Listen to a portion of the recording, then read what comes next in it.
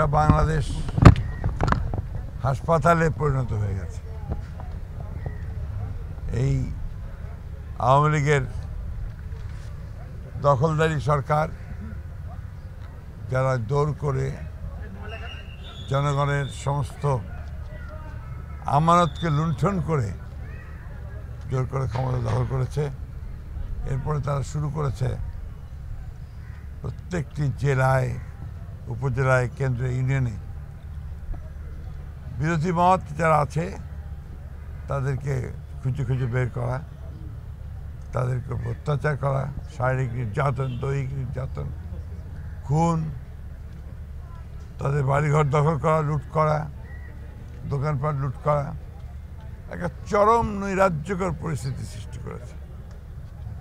তারই ফলশ্রুতিতে আজকে আমি এসেছিলাম এখানে যশোর সদরের ফয়সাল যুবদলের কর্মী, তাকে ছুরিকাঘাত করেছে কয়েক জায়গায়। আমাদের চিকিৎসারা বললেন যে প্রায় 8 ব্যাগ রক্ত দিতে হয়েছে, এবং যদি তাকে আরও ভালো চিকিৎসা দেওয়া না যায় তাহলে তার ক্ষতি হতে পারে। এই বিষয়গুলো এখন জাতির সামনে উঠে আসছে ক্রমশ।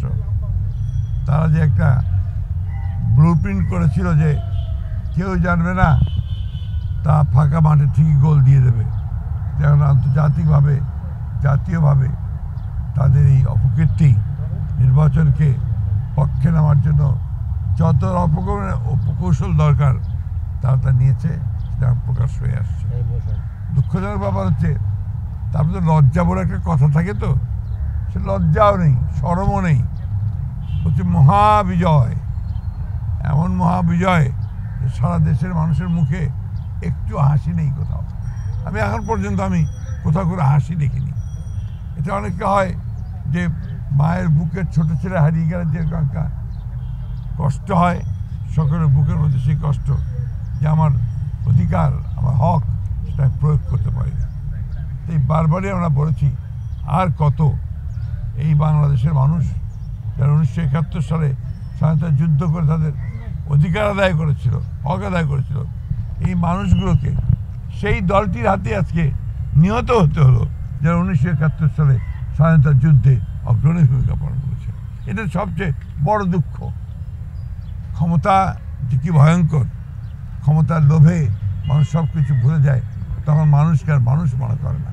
এবং সেজন্যই আজকে মানুষগুলোকে গিনিপিগ হিসেবে ব্যবহার করে তারা তাদের কাজ করছে, এবং তাদের নিজেদের সম্পদ বৃদ্ধি করা, জনগণের অধিকারকে ক্ষুণ্ণ করা, এবং বিদেশি প্রভুদের মনতুষ্টির জন্য তারা এসব কাজ করছে।